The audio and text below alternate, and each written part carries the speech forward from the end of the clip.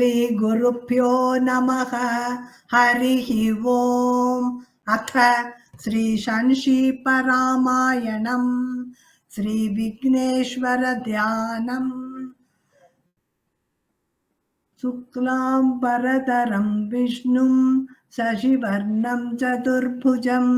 प्रसन्नवदनं ध्यायेत् सर्वविघ्नोपशान्तये।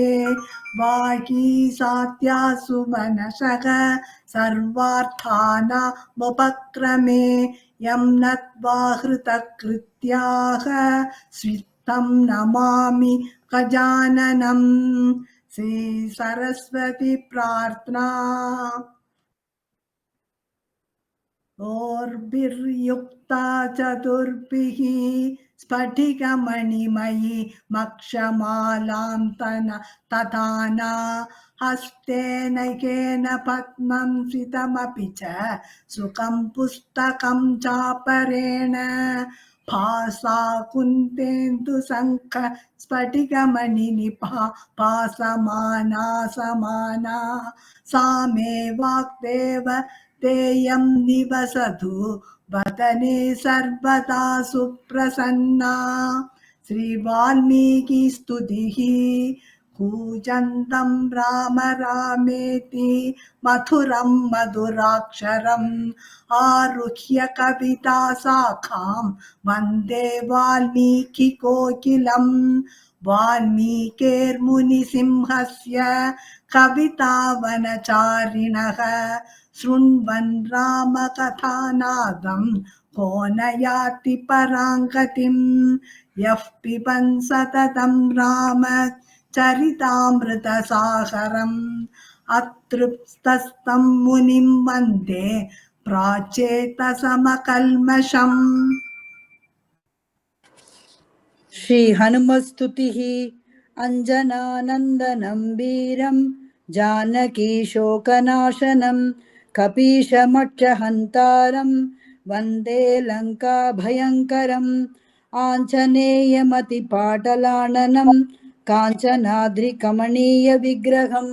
पारिजाततरुमूलवासिनं भावयामि पवमाननन्दनं। यत्र यत्र रघुनाथकीर्तनं तत्र तत्र कृतमस्तकाञ्जलिं बाष्पवारि परिपूर्णलोचनं मारुतिं नमत राक्षसान्तकम्।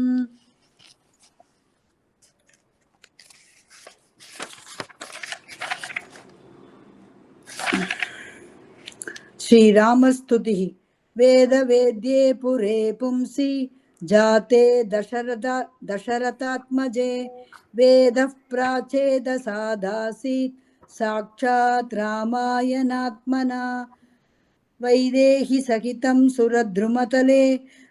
हैमे महामण्डपे मध्ये पुष्पकमासने मणिमये वीरासने सुस्थितम्। अग्रे वाचयति प्रपञ्चनसुते तत्त्वं मुनिभ्यः परं व्याख्यान्तं भरदादिभिः परिवृतं रामं भजे श्यामलम्।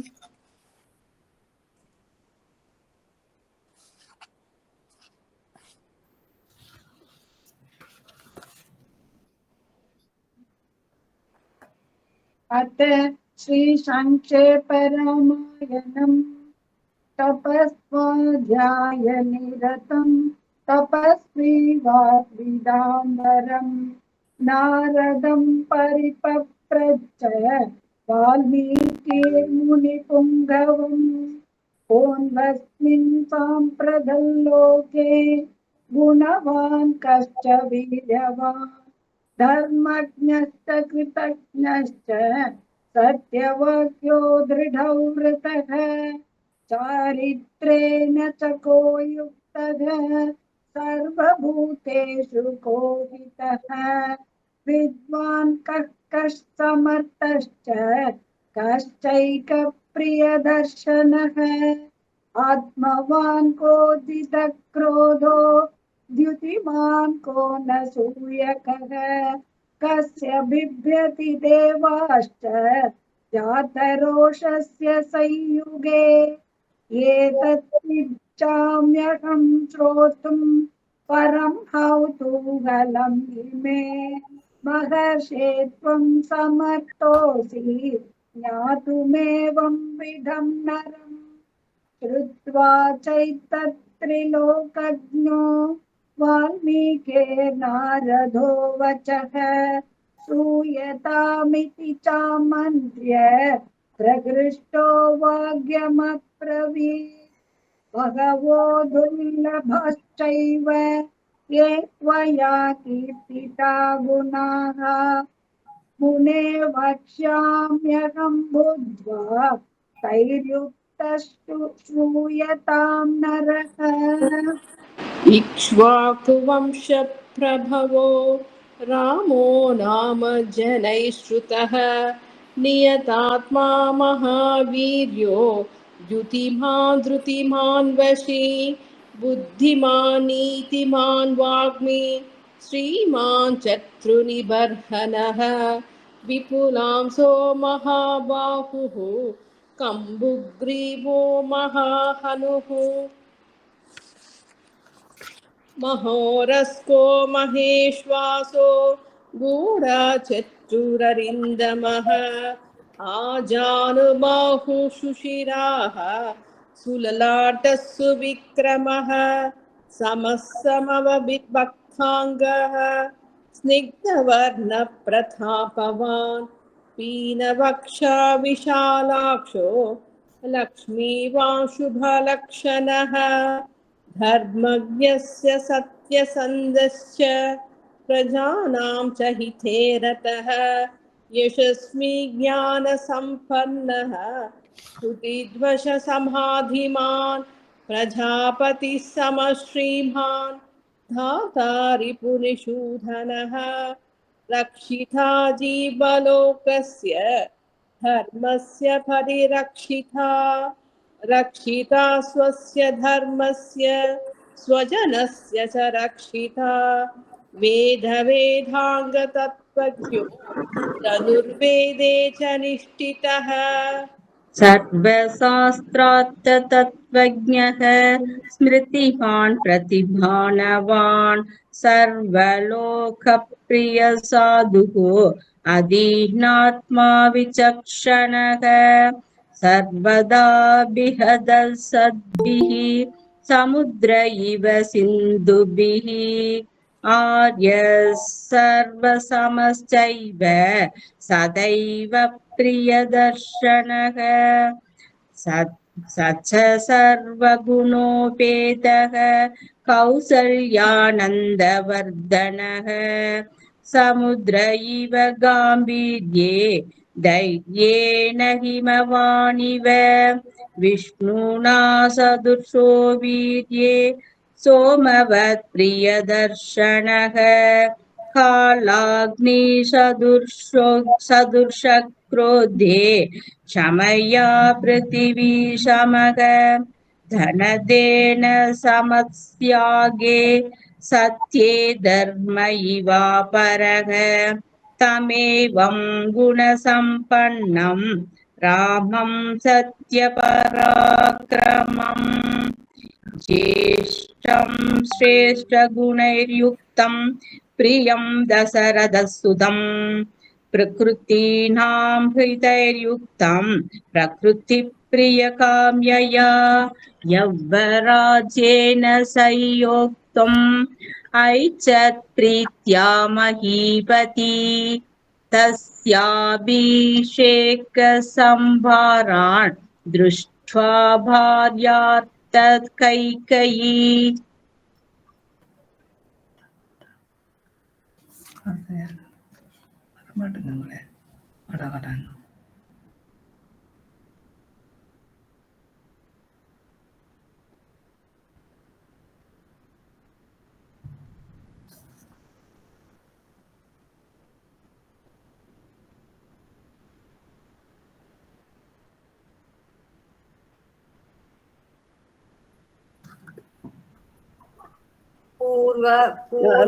one निमिष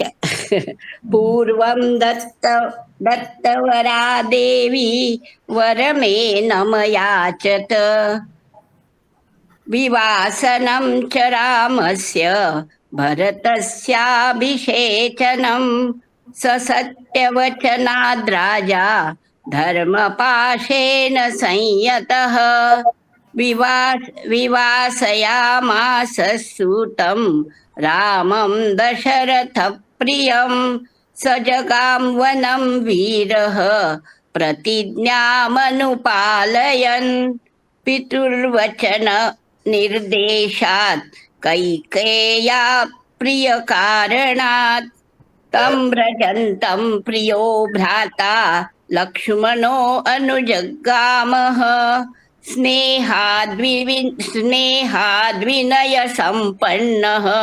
सुमित्रानन्दवर्धनः भ्रातरं दयितो भ्रातुः सौभाद्रमनुदर्शयनः रामस्य दयिता भार्या नित्यप्राणसमाहिता जनकस्य कुले जाता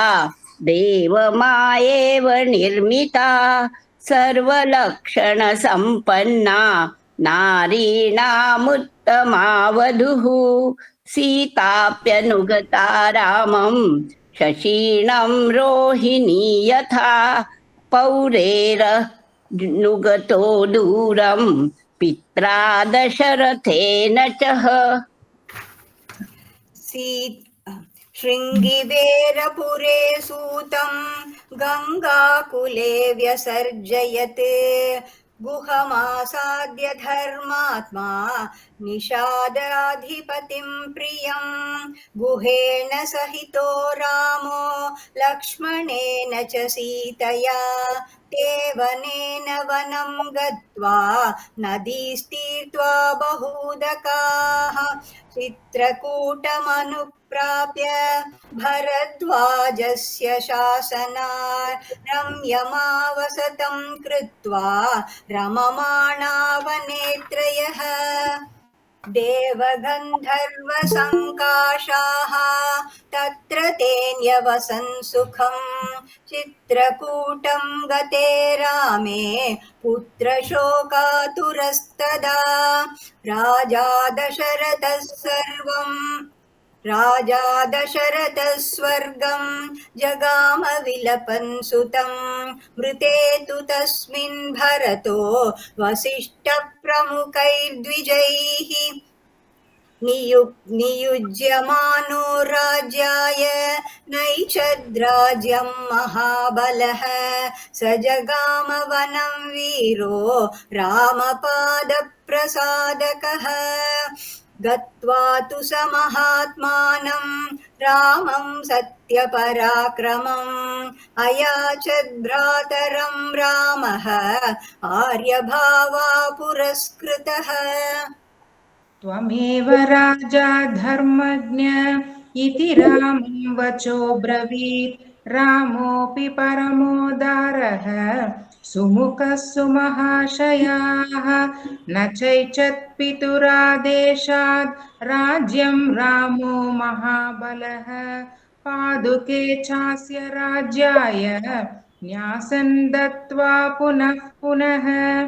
निवर्तयामास ततो भरतं भरताग्रजः सकाममनवाप्यैव रामपादावुपस्पृशन् नन्दिग्रामे करोद्राज्यं रामागमनकाङ्क्षया गते तु भरते श्रीमान् सत्यसन्धो जितेन्द्रियः रामस्तु पुनरालक्ष्य नागरस्य जनस्य च तत्रागमनमेकाग्रो दण्डकान् प्रविवेशः प्रविश्यतु महारण्यं रामो राजीवलोचनः विराधं राक्षसं हत्वा शरभङ्गं ददर्शः सुतीक्ष्णं चाप्यगस्त्यं च अगस्त्यभ्रातरं तथा अगस्त्यवचनाच्चैव जग्राहेन्द्रं शरासनम्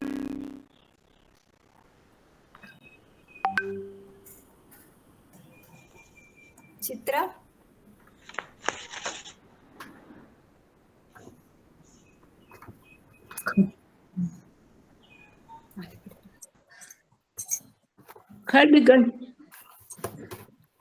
खड्गं च परमप्रीतः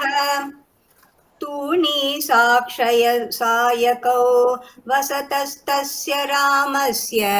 वने वनचरैः सह ऋषयोऽभ्यागमन् सर्वे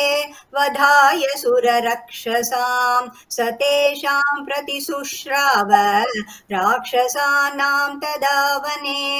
प्रतिज्ञातश्च रामेण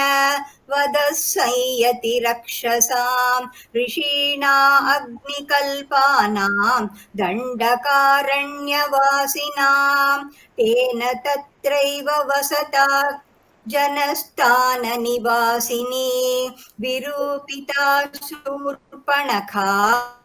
राक्षसी कामरूपिणी ततः शूर्पणखा वाक्यात् उद्युक्तान् सर्वराक्षसान् खरं त्रिशिरसं चैव दूषणं चैव राक्षसं निजघानरणे रामः तेषां चैव पदानुगान् वने तस्मिन् निवसता जनस्थाननिवासिनां रक्षसां नियतान्यासन् सहस्राणि चतुर्दश ततो ज्ञातिवधं श्रुत्वा रावणः क्रोधमूर्छितः सहायं वरयामास रमा भगिनी म्यूट पण्णींग मारीचं नाम राक्षसं वार्यमानः सुबहुशो मारीचेन च रावणः न विरतो बलवता क्षमो रावणतेन ते अनादृत्य तु तद्वाक्यं रावणः कालचोदितः जगाम सह मारीचः तस्यात् श्रमपदं तदा तेन मायाविना दूरम् अपवाह्य नृपात्मजौ जगार भार्यां रामस्य गृध्रं हत्वा जटायुषं गृध्रं च निहतं दृष्ट्वा कृतां श्रुत्वा च मैथिलीं राघवशोकसन्दप्तः विललापकुलेन्द्रियः ततस्तेनैव शोकेन गृध्रं दत्त्वा जटायुषं मार्गमाणो वने सीतां राक्षसं सन्ददर्शः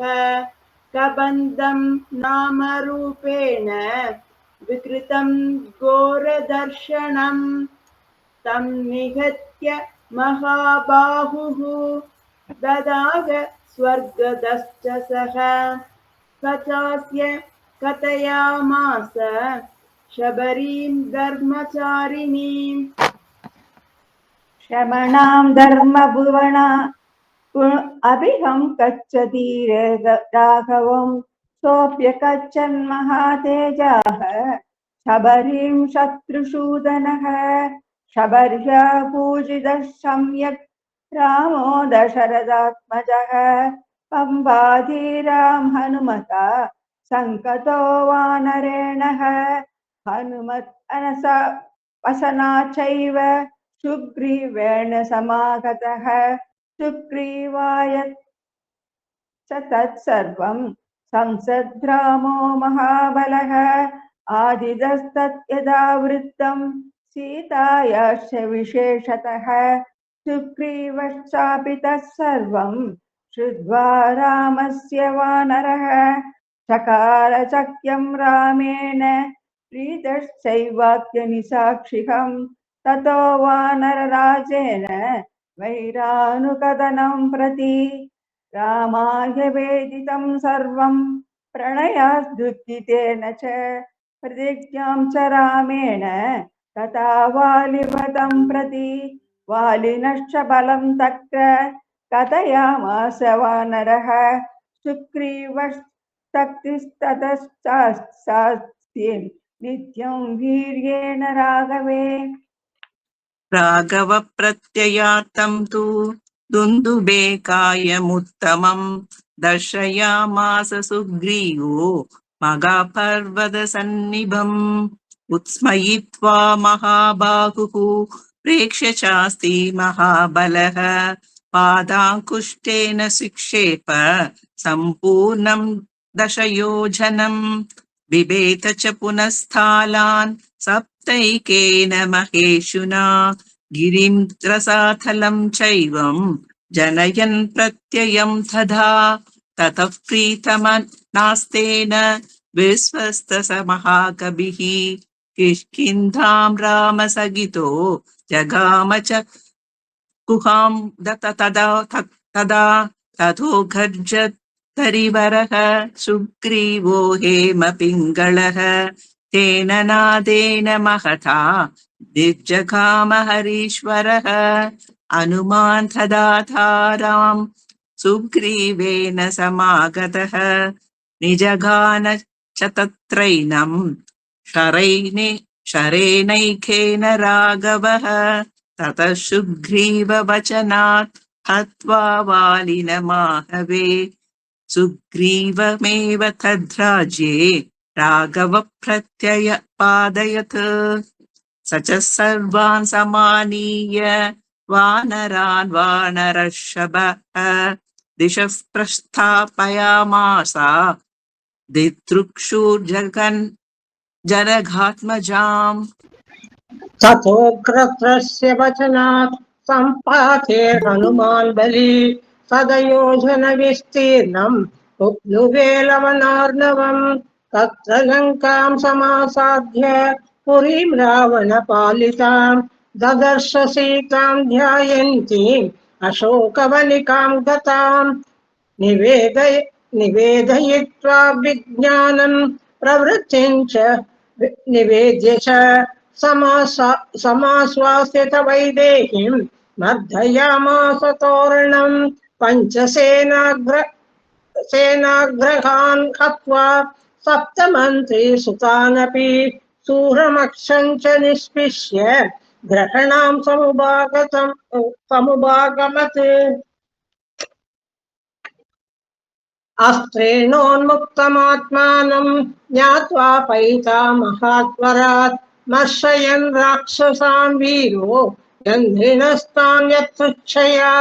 तथो दत्त्वा पुरीं लङ्कां वृथे सीतां च मैथिलीं रामाय प्रियमाख्यातुं पुनराह्यान् महाकपिः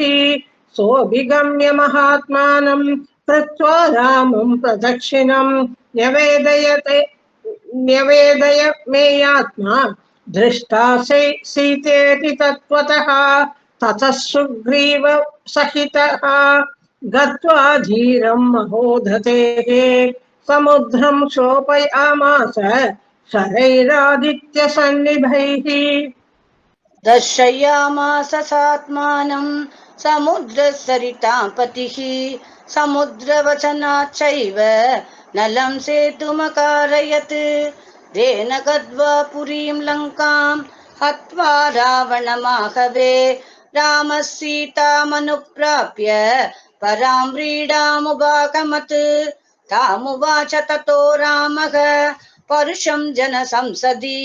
अमृष्यमाना स सीता विवेशं ज्वलनं सती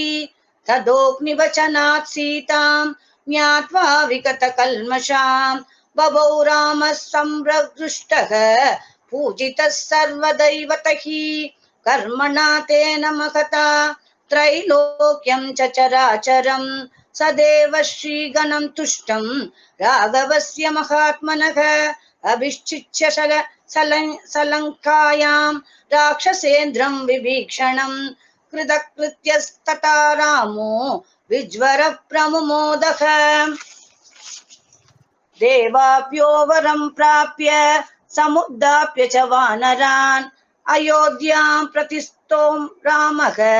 पुष्पकेन सुहृत्पृतः भरद्वाजाश्रमं गत्वा रामः सत्यपराक्रमः वरदस्यान्तिके रामो हनुमन्तं व्यसर्जयत् राक्षायिकां जल्पन् सुग्रीवसहितस्तदा पुष्पकं तत्समारुह्य नन्दिग्रामययौ तदा नन्दिग्रामे जटां हित्वा भातृभिः सहितो नघः रामः सीतामनुप्राप्य राजं पुनरवाप्तवान् प्रहृष्टो मुदितो लोकः तुष्टः पुष्टः सुधार्मिकः निरामयो ह्यरोर्गश्च दुर्भिक्षभयवर्जितः न पुत्रमरणं केचित् द्रक्ष्यन्ति पुरुषा क्वचित् न न नार्यश्च विधवा नित्यं भविष्यन्ति पतिव्रताः न चाग्निजं भयं किञ्चित् नाप्सु मञ्चन्ति जन्तवः न वातजं भयं किञ्चित् नापि ज्वरकृतं तथा न चापि क्षुभयं तत्र न तस्कर भयं तथा नगराणि च राष्ट्राणि धनधान्ययुतानि च नित्यं प्रमुदिता सर्वे यथा कृतयुगे तथा अश्वमेधश्चैरिष्ट्वा तथा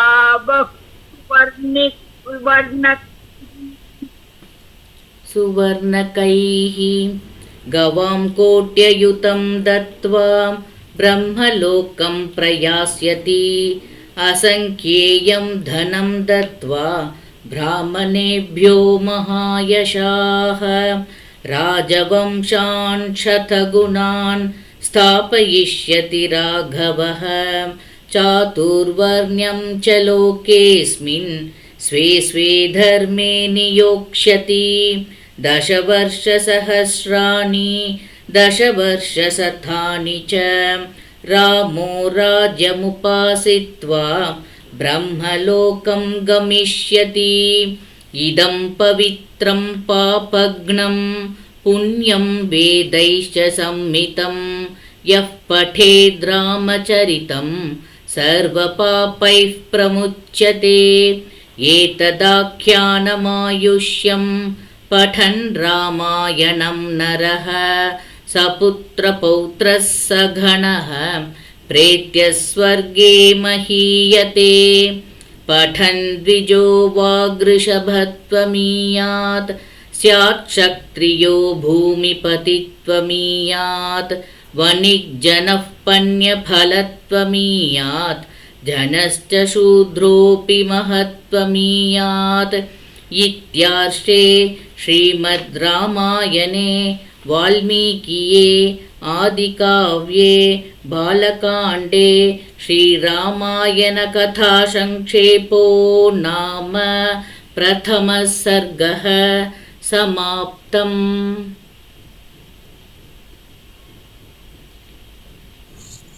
यस्य श्रीहनुमान् अनुग्रहबलात् तीर्णां बुधिर्लीलया लङ्कां प्राप्य निशाम्य रामदयितां भक्त्वा वनं राक्षसान् अक्षादीनिः हत्य वीक्ष्य दशकं दत्त्वा पुरीं तां पुनः तीर्णाब्दीर्घभिर्युधो यमनमत्तं रामचन्द्रं भजे।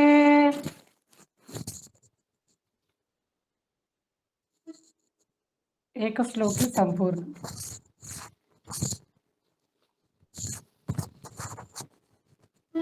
रामचन्द्र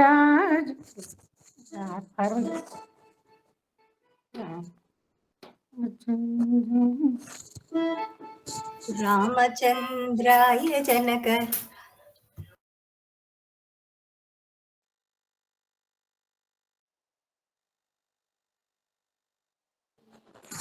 रामचंद्र रघुवीरा रामचंद्र रणधीरा रामचंद्र रघुवीरा रामचंद्र रणधीरा रामचंद्र रघुरामा रामचंद्र परधामा रामचंद्र रघुराम परंधाम रामचंद्र रघुराम परंधाम रामचंद्र रघुरामा रामचंद्र रघुरामा रामचंद्र रघुनाथा रामचंद्र जगन्नाथा रामचंद्र रघुनाथ जगन्नाथ रामचंद्र रघुनाथ रामचंद्र मम बंधो रामचंद्र दय सिंधो रामचंद्र मम दैवं रामचंद्र कुलदैवं रघुवीर रणधीर रघुराम परंधाम रघुनाथ जगन्नाथ मम बंधो दय सिंधु श्री राम राम जय राम राम श्री राम राम सीता राम राम श्री राम राम जय राम राम श्री राम राम सीता राम राम श्री राम राम श्री राम राम श्री राम राम सीता राम राम रामचंद्र रघुवीरा रामचंद्र रणधीरा रामचंद्र रघुवीरा रामचंद्र रणधीरा श्री रामचंद्र मूर्ति की जय।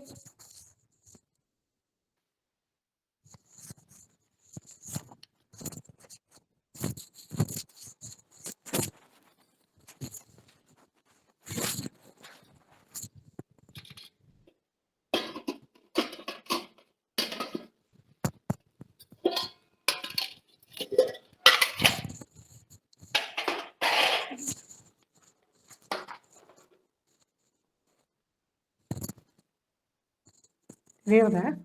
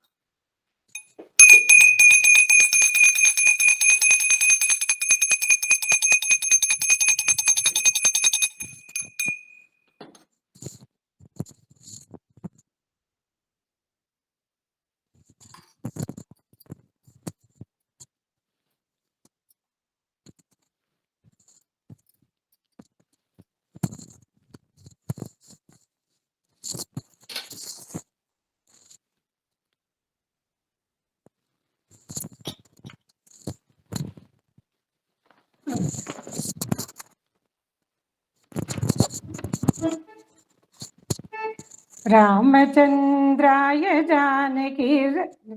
रामचंद्राय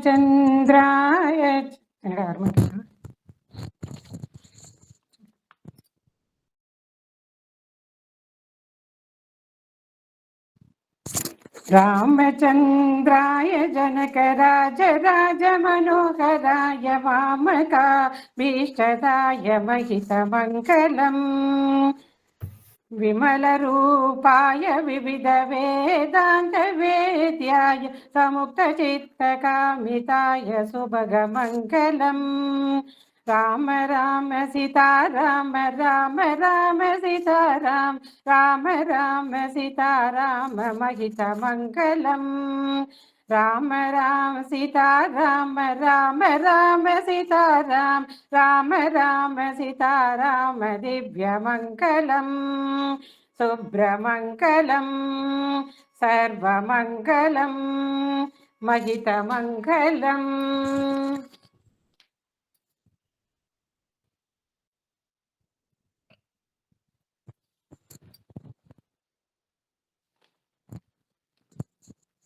सर्वे भवन्तु सुखिनः सर्वे सन्तु निरामया सर्वे भद्राणि पश्यन्तु मा कश्चित् दुःखभाग् भवेत्. ॐ शान्ति शान्ति शान्तिः. लोका समस्ता सुखिनो भवन्तु लोका समस्ता सुखिनो भवन्तु लोका समस्ता सुखिनो भवन्तु.